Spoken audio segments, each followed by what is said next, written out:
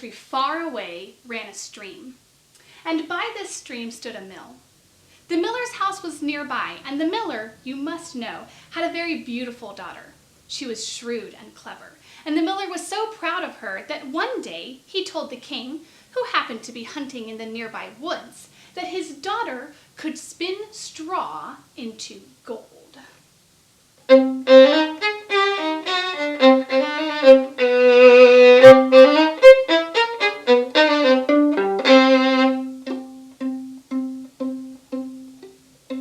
Now this king was very fond of money, and when he heard the miller's boast, his greediness overtook him. He sent for the miller's daughter to be brought before him, and led her to a room in his palace which was full of straw. "All this must be spun into gold by morning, if you love your life." It was no use when the miller's daughter replied that it was only her father's silly joke, and that she could not spin straw into gold. The door was locked, and she was left alone.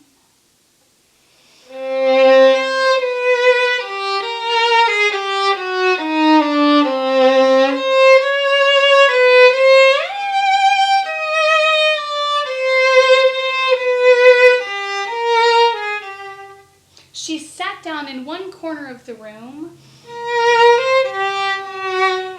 and began to cry, when suddenly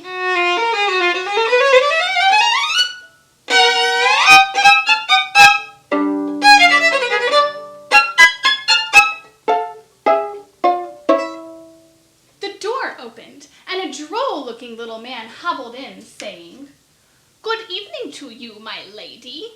What are you weeping for?"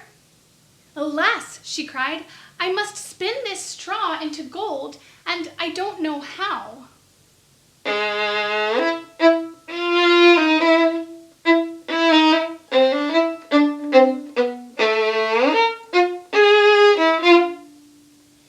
"What will you give me if I do it for you?" asked the hobgoblin. "My necklace," replied the maiden. He took her at her word and sat himself down to the wheel, whistling and singing, "Round about, lo and behold, reel away, straw into gold."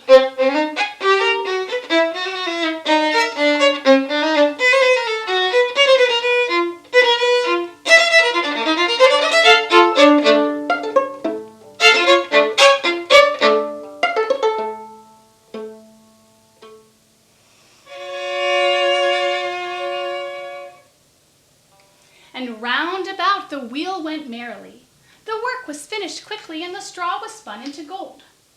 When the king came in the morning and saw all the gold, he was greatly astonished and pleased, but his heart grew more greedy, and he shut the poor miller's daughter up once more to weep.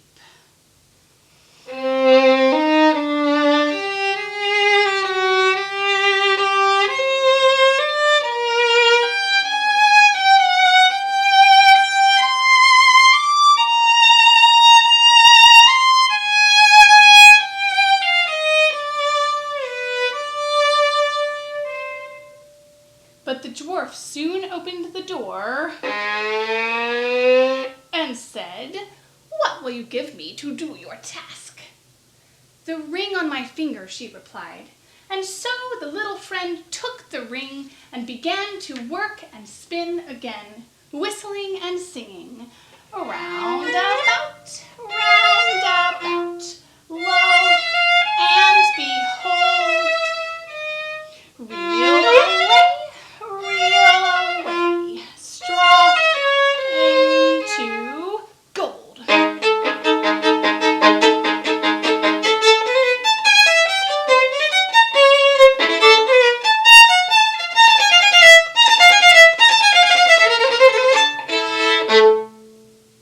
All of the straw was spun into gold again well before the sun came up. The king was delighted to see all the glittering treasure, but his heart was still greedy, and he still didn't have enough. He took the miller's daughter to an even larger room, filled with an even larger heap of straw, and said, All this must be spun tonight, and if it is, you shall be my queen."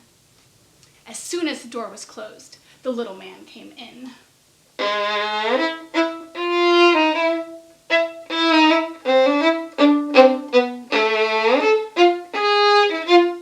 And said, "What will you give me to spin gold for you this third time?"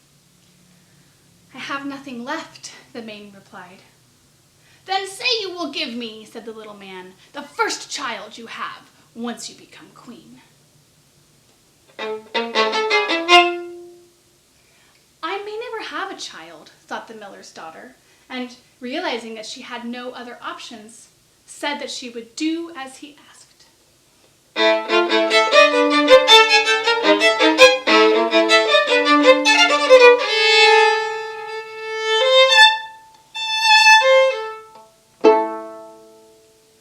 Round went the wheel once again to the old song, and the wee man once more spun the heap into gold. When the king came in the morning, finding all the gold he had asked for, he was forced to keep his promise. So he married the miller's daughter, and she truly became queen.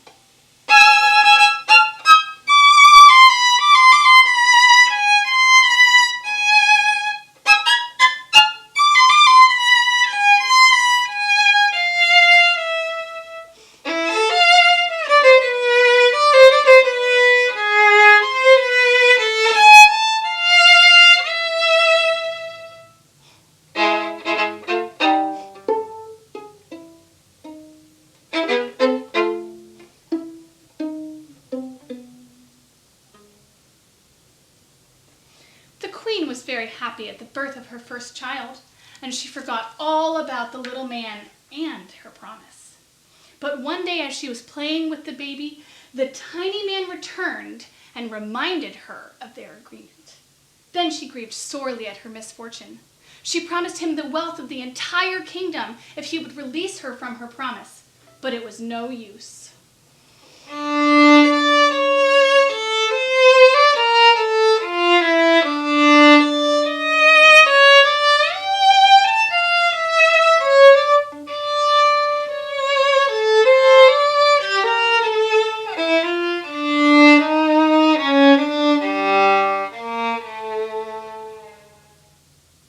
Until at last her tears softened him.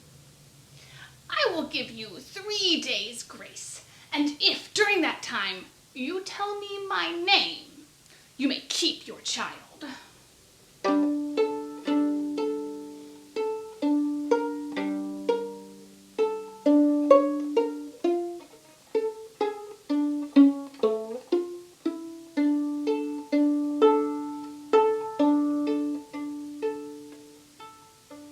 The queen lay awake all night, thinking of the oddest names she had ever heard, and in the morning she sent messengers across the kingdom to find even more.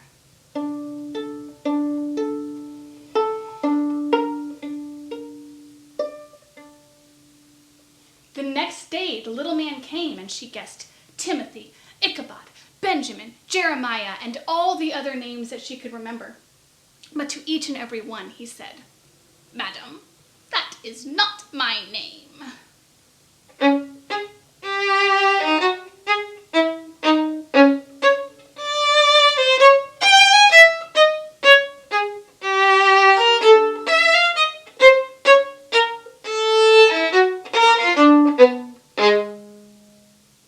The second day she began with all the comical names she knew: Bandy Legs, Hunchback, Crookshanks, and so on.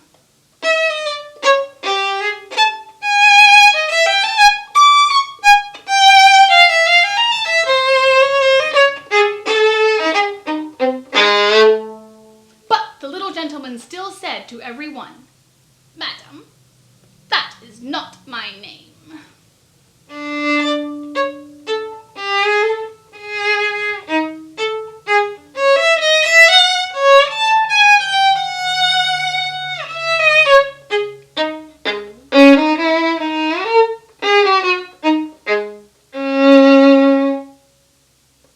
On the third day, one of the messengers came back and said, "I traveled for 2 days without hearing any new names, But yesterday, as I was climbing a high hill in the forest, I saw a little hut.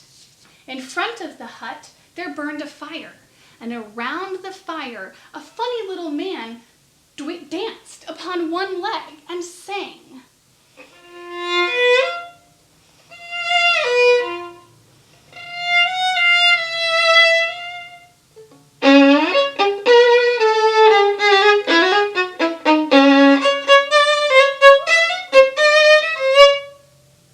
Merrily the feast I'll make, today I'll brew, tomorrow bake.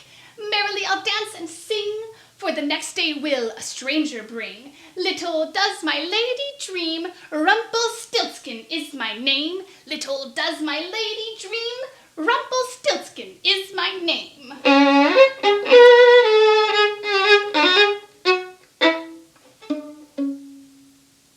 When the queen heard this, she jumped for joy.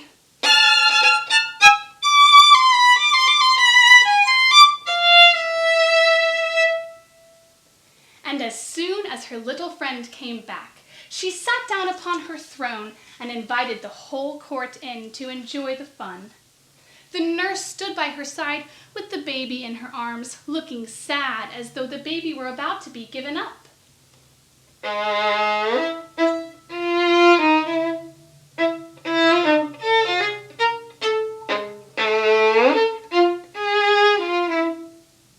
Then the little man began to chuckle at the thought of having the poor child to take home with him to his hut in the woods, and he cried out, "Now, lady, what is my name?" "Is it John?" she asked. "No, madam." "Is it Tom?" "No, madam." "Is it Jemmy?" "It is not."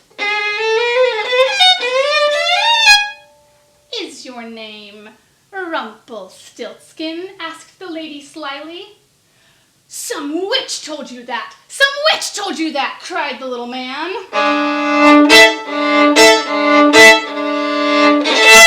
And with rage, he stomped his foot so deep into the ground that he was forced to grab hold of it with both hands to pull it out.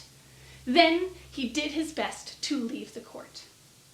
The nurse laughed at him, the baby babbled at him, and the whole court mocked him for making so much trouble for nothing. They cried, "We wish you a very good morning and a merry feast, Mr. Rumpelstiltskin."